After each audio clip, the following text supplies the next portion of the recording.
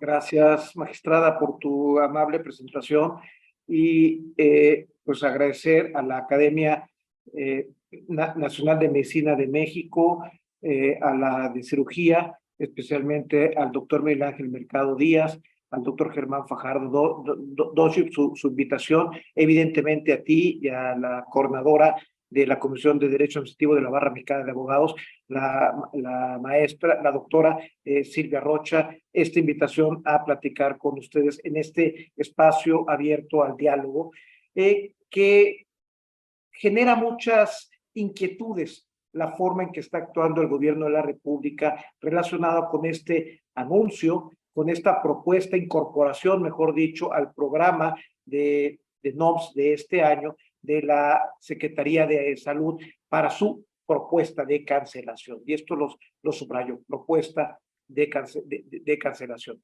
Y si me permite, voy a compartirles algunas láminas. No sé si se puede, me dan un segundo y se las comparto.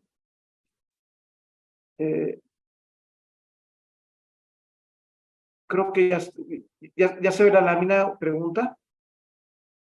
Sí, ya se ve, Carlos, ya está. Gracias, magistrada. Lo primero que me gustaría comentar, que creo que es muy importante, es por qué la reacción tan virulenta, por decirlo de alguna manera, de parte de los diversas organizaciones cuando ven publicados en una propuesta en el programa que se va a revisar las normas oficiales mexicanas 35, si no me equivoco, relacionadas con salud. Y la respuesta está vinculada con un ambiente, yo creo que de confrontación que se está dando en los últimos años en este tipo de materia y por la evidente desprecio, por no decirle con otra palabra, que se tiene de la incorporación de normas no necesariamente hechas por el gobierno, sino en colaboración con las distintas entidades públicas y con los particulares que aportan en este tipo de normas oficiales mexicanas. Y evidentemente también una poco aprecio a lo que pudiera ser la normatividad internacional que le hemos llamado derecho globalizado. Es muy interesante esta idea. Y entonces, cuando uno ve la publicación del 1 de junio y ve inmediatamente la respuesta, pues vamos a ir a un tema muy especial, a una frase muy popular. La burra no era arisca, pero lo hicieron. Y queda demostrada la actitud ahora de la autoridad normativa, el subsecretario de Salud, López-Gatell, cuando él, en vez de aclarar cuál es el proceso para la cancelación de una norma y que estamos apenas en el inicio del mismo, sale a la defensiva y sale a acusar a las distintas organizaciones como defensoras de intereses comerciales sin que se haya abierto siquiera el proceso formal de revisión de la cancelación de la norma. ¿Por qué? Carlos, perdóname, Carlos, que te interrumpa. Me pide la audiencia si podrías poner tu pantalla en modo presentación, porque se ven las diapositivas a un lado. No sé cómo hacerlo. Hay una, al final de tu pantalla, junto al volumen, más bien junto al tamaño hay como una pantallita, entre unas hojas y la raya, ahí hay como si fuera un atril. Deja abajo a la derecha, doctor. Es que no me, la lámina no me da por el zoom, está muy amplio. Más abajo. Ahorita lo voy a intentar. No, me resultó al revés. no, abajo. Salte para abajo, ahí. Ya lo vi. Gracias, muy amables. Discúlpenme entonces, entonces tenemos que ver que en los últimos años hay una intención manifiesta de excluir otro tipo de expresiones que no sea la de la autoridad normalizadora. Y esto, pues, los doctores que ya fueron subsecretarios o secretarios conocen que en los últimos años hemos ido construyendo, en México por lo menos hasta el 2018 que cambió la política, habíamos ido construyendo una suerte de colaboración tanto de las autoridades como de los actores involucrados en la generación de la normalización en forma, de alguna manera, eficiente. Y esto es lo que hemos ido abandonando poco a poco. El mecanismo que hemos encontrado en los últimos años en el derecho para poder establecer esta participación, esta flexibilidad, esta incorporación de distintas visiones en los elementos técnicos de la aplicación del derecho, vamos a llamarle derecho regulatorio. A este tipo de derecho, Valls y Matute lo hemos llamado en un libro que tenemos de Nuevo Derecho Administrativo, derecho para legislativo o para reglamentario, dependiendo a qué tipo de norma nos refiramos. Y una de las normas muy importantes en los últimos 30, 40 años que se han generado en México, pues son todo el derecho de la calidad, todo este derecho de regulación técnica que le permite a las profesiones, a los operadores de alguna cuestión específica de la realidad, tener parámetros para medir su propio desempeño y para atender las necesidades específicas de clientes, de usuarios, de los servicios, de los procesos, y para darle una suerte de homogenización a la acción pública que le permita generar mayor calidad en los bienes y servicios públicos. Esto vamos a llamarle derecho regulatorio. Luego viene esta idea que ya les comentaba, que como la ley en sí misma no es suficiente para poderle acotar o hacer homogénea la facultad discrecional que tienen los técnicos, los especialistas de algún proceso, en particular estamos hablando del médico, y empezamos entonces a utilizar distintos tipos de derecho para legislativo, y uno de estos, como ya comentamos, es la normalización. Y empezamos a emitir con base en un proyecto no mexicano, sino un proyecto más bien de integración global del derecho, en el que, ojo, y esto es muy importante para lo que estamos viviendo, el contenido y alcance de la norma técnica no necesariamente se define en el ámbito nacional y no necesariamente se define en el ámbito gubernamental. Y esto le da una riqueza muy importante que le permite ser más eficiente en la atención del problema en específico. Y entonces, ¿qué son estas normas oficiales mexicanas o los estándares? Son, conforme al artículo 4 de la Ley Federal del Procedimiento Administrativo, actos administrativos de carácter general que son obligatorios desde su publicación, y esto es lo que permite que un sector específico de la economía, un sector específico de una práctica profesional, asuma por obligación un comportamiento similar que le da certeza. Y esto es muy importante, tanto al profesional de la medicina como al paciente respecto a la atención que debe recibir y cómo la debe recibir. Y entonces diremos que es una forma de empezar a acotar la discrecionalidad propia del profesionista con base en diálogo permanente entre las academias, las universidades,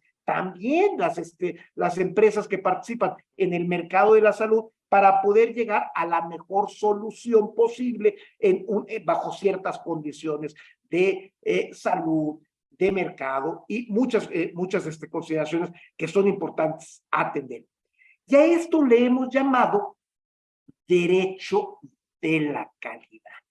Por eso hay una ley de la infraestructura de la calidad que está vinculada con todo un sistema que nos permite organizar actores, personas que participan, autoridades que participan en la formulación de la norma técnica, especialmente que se distingue de la reglamentación técnica y de la regla de arte.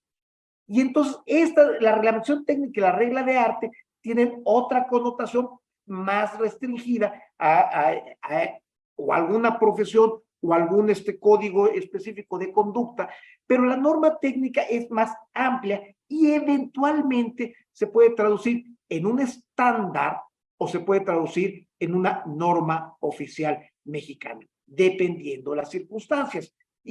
Pero lo más importante es que se va generando poco a poco un entramado jurídico en el que en la parte final, que es la norma técnica, la reglamentación y la regla de arte, más importa el profesionista vinculado con la especialidad que el abogado. El abogado al final solamente ayuda a darle forma, tal vez a clarificar el lenguaje, pero en realidad quien está integrando esa regla técnica es la propia profesión y todos aquellos que participan en la misma, que son autoridades, por supuesto, pero también son incluso empresas, como ya lo había comentado. ¿Y cómo se hace una norma técnica? Pues con 3 principios. A partir de la experiencia profesional, a partir de el experto que aporta su conocimiento, que ha sido probado en la práctica. Otro elemento también muy importante es el consenso, es decir, disculpen otra vez la expresión popular, cada quien mata las pulgas conforme puede hacerlo. Algunos los matarán con las uñas, otros los matarán de un golpe con la mano, dependiendo de la forma que tiene todos de llevar a cabo su propia profesión. Se busca consenso para que ésta se lleve de la mejor manera posible en las condiciones específicas. Por lo tanto, la experiencia no es la experiencia de un hombre, es la experiencia de un grupo de hombres que además tienen distinta función y operatividad en la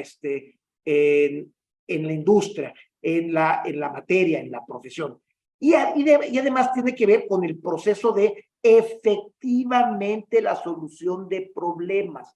No se hace en forma abstracta como se puede hacer una ley suponiendo hipótesis que se pueden presentar. No, aquí están vinculadas directamente con la práctica, con el ejercicio de la profesión. Por eso es muy importante que en la ley, en las leyes en específico, se establezca pues una forma de ir revisándolas periódicamente, si no mal recuerdo se habla de 5 años, para efecto de que estén actualizadas en técnicas, tecnologías, valores de una sociedad. No es malo someter a revisión, a modificación las NOMs, incluso no es malo cancelarlas, pero el punto es que estos procesos, tanto de creación como de modificación, como de cancelación, tienen que incorporarse bajo estos 3 principios: experiencia, consenso y aplicación.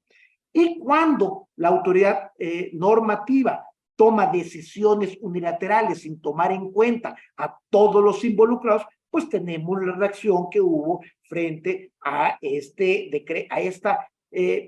decreto publicado en el 1 de junio pasado. Una reacción, por un lado, correcta, la del doctor Héctor, diputado, secretario presidente de la Comisión de Salud en la Cámara de Diputados, y una, creo yo, de la senadora Xóchitl Gálvez, equivocada técnicamente porque supone que ya se cancelaron y esa cancelación todavía no es efectiva. Hay un proceso todavía que cumplir.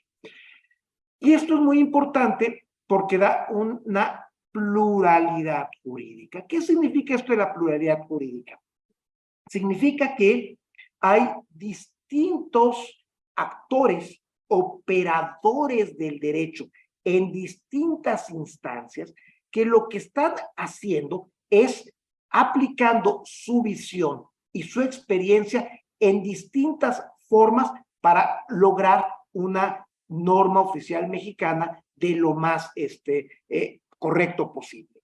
Y entonces la va a ver la autoridad normatizadora que lo que va a ella priorizar pues es que haya elementos suficientes para su verificación, que cumplan con el interés público, con este interés legítimo que señala la ley en su conjunto, que se integra una política pública de salud general del gobierno de la República. Ese sería el enfoque jurídico del Consejo y de la autoridad normalizadora. Y por otro lado están también todos aquellos que participan en los comités correspondientes, aportando sus ideas cuando se crean los subcomités para efectos de revisar o la creación o la modificación o en su caso la cancelación. Y la ven de distinto enfoque. Participan en algunos casos las farmacéuticas, participan las academias, participan los usuarios, las organizaciones de pacientes, y ellos, desde sus respectivos intereses y visiones jurídicas y facultades, van integrando este consenso. Y lo que estamos viendo, pero no solamente en esta materia, en muchas otras, es la gobiernización de la actividad pública. Y entonces, ¿qué podemos decir que se pretende con esta cancelación cuasi unilateral, sin tomar en cuenta, sin empezar esta aparente consulta necesaria? Pues estamos viendo una visión unilateral de un gobierno que tiene una propuesta no plural jurídica de cómo se deben tratar estos problemas involucrados en las normas, que seguramente los doctores analizaron con mayor cuidado. Y entonces ahí aparecen estos encargados, estos actores que le dan distinta pluralidad, esta pluralidad jurídica necesaria a las normas técnicas, que es lo que los hace valiosas y les permite en forma sistemática incorporar rápidamente variaciones en la profesión, en la ciencia, en la técnica y en el mercado para atender rápidamente problemas que se van presentando. Y no se sube este tipo de asuntos al cuerpo legislativo, a la representación nacional, porque hacerlo en ese nivel sería hacer muy rígida la normatividad que requiere de mucha flexibilidad y dinamismo. Por eso nosotros en su momento le llamamos derecho paralegislativo o parareglamentario, porque se va creando al lado del tradicional derecho legal, del principio de legalidad, pero va llenando espacios que no se pueden colmar solamente con la discrecionalidad de la autoridad o con la discrecionalidad de aquel que en su momento tenga que atender a un paciente, en este caso, de la salud. Y hay que señalar muy claro que las NOM, estas reglas técnicas en salud y en otras materias, son parte de políticas públicas, de una estrategia de, ojo, consenso entre los distintos actores para generar una decisión colectiva, no gubernamental solamente, colectiva para la solución de un problema a partir de un diagnóstico. Y aquí les remito a Luis Aguilar Villanueva, donde es muy claro cómo hay una vinculación entre política pública y gobernanza como red de actores públicos interesados en la solución de un problema y programa gubernamental, que es la voluntad de la autoridad electa para llevar a cabo una acción. Es decir, la propuesta que estamos viendo del 1 de junio más pareciera ser parte de un programa gubernamental donde ya está decidido el fin y el destino de lo que se va a hacer, y no de la técnica de política pública, donde, si bien es cierto, el gobierno es un actor importante, somete una propuesta a la consideración de todos los demás involucrados para que se encuentre la mejor solución posible. Y esto es generalmente las políticas públicas, si bien tiene una expresión legislativa, suele tener donde se encuentra una mayor riqueza de contenidos y de practicidad, aplicación en programas, lineamientos y normas oficiales que le permiten fijar resultados con precisión y en su momento incluso establecer estándares de desempeño que le permiten medir con precisión el impacto de la acción pública, no solamente gubernamental, sobre un problema. Y entonces, esto nos conduce ya a la definición de norma oficial mexicana que está en la ley, que se las reproduzco para efectos de ilustración, pero que muchos de ustedes ya conocen. Y la diferencia entre una norma oficial mexicana y un estándar es la observancia obligatoria y que la autoridad la asume como propia y le da esa positivización que le permite hacerla exigible en términos, como ya dije, del artículo 4 de la Ley Federal del Procedimiento Administrativo. Pero fíjense que esto es muy interesante.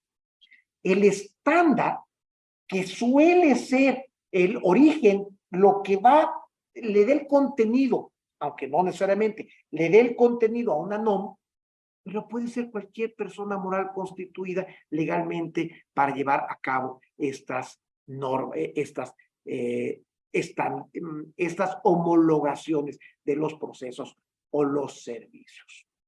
Y en la medida, creo yo, y eso ya usted lo conocerá mejor, que se extienda las personas que estén facultadas para estandarizar, es en la misma medida que pudiera haber una mayor riqueza, mayor integración de enfoques en una norma oficial mexicana. Y por supuesto, aunque López-Gatell diga lo contrario, pues también deben de expresarse los intereses comerciales, los profesionales, los de los usuarios en estas normas. Que haya intereses de esta naturaleza no es malo, al contrario, enriquece, porque se puede tomar una decisión desde la autoridad o desde la ciencia médica que no tenga una aceptación o que no tenga una factibilidad, mejor dicho, en el mercado.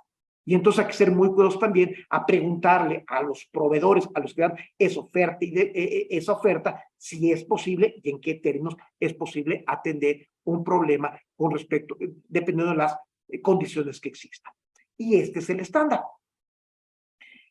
Se diferencia de la norma oficial mexicana en que el estándar, pues, puede convertirse o no en obligatorio. Se convierte en obligatorio cuando se convierte en una norma oficial mexicana. Antes, los estándares se llaman NMX. Con la nueva ley se les denominó estándares. Y luego aquí ya viene lo que ustedes ya conocen, los distintos encargados de estandarización, que entonces tenemos el sistema de calidad de la innovación, en la que hay el Organismo Nacional de Estandarización y los sujetos facultados para estandarizar. Donde hay este proceso, estos son los foros donde se tendrá que revisar la propuesta de cancelación. Pero la forma en que lo plantea y la respuesta pública del subsecretario López-Gatell, pues nos hace suponer que la decisión ya está tomada, lo que es contrario a la propia naturaleza de la estandarización nacional e internacional. Y finalmente, y esto es muy importante señalarlo, en la pandemia hubo, y ustedes lo saben también muy bien, reglas que no estaban elaboradas para atender el triage clásico, para atender correctamente una emergencia ante una situación de sobresaturación de los servicios médicos. Y entonces hay un proceso de positivización de esas reglas técnicas que permiten darle elementos objetivos para poder medir el buen desempeño del profesional y le da certeza cuando toma decisiones.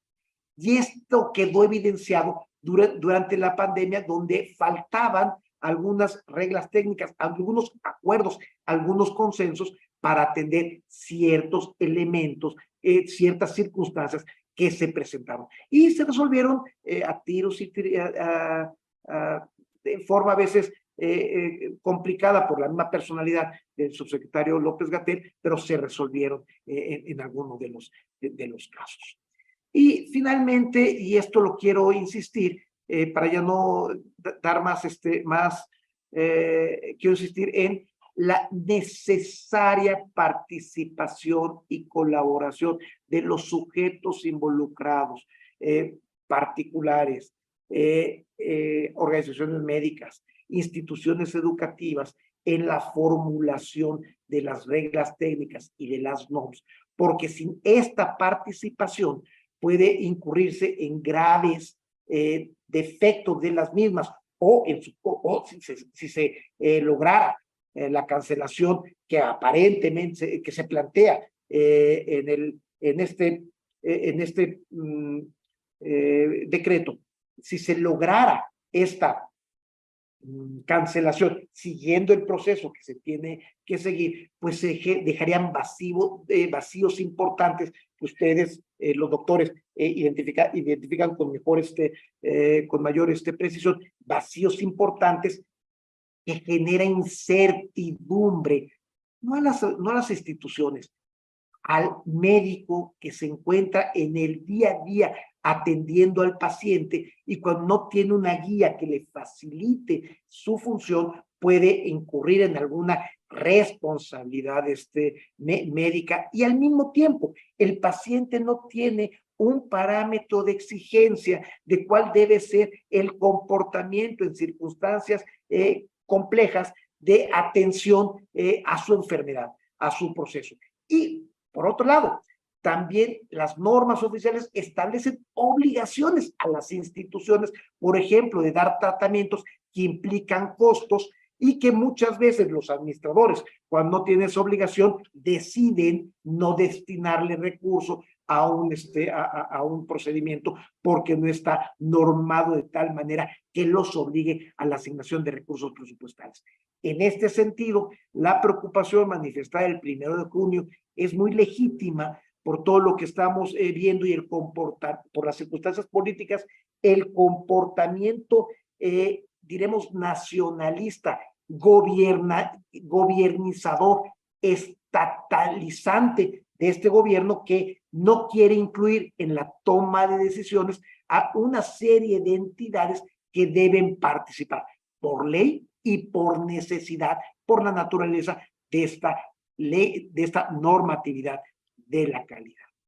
Ahí les dejo en este libro, abordamos ese tema que se llama el derecho administrativo global, y cómo este derecho administrativo global se traduce en normas oficiales, y específicamente fue importante en el COVID-19 cuando hubo un semi-estado de emergencia, porque formalmente no se decretó ese estado de emergencia. Y con eso, pues dejo mi participación. Espero haberme ajustado a los tiempos que se me otorgaron, Mariana, y quedo abierto a cualquier comentario. Y por supuesto, te mando la presentación por si alguien la quiere tener.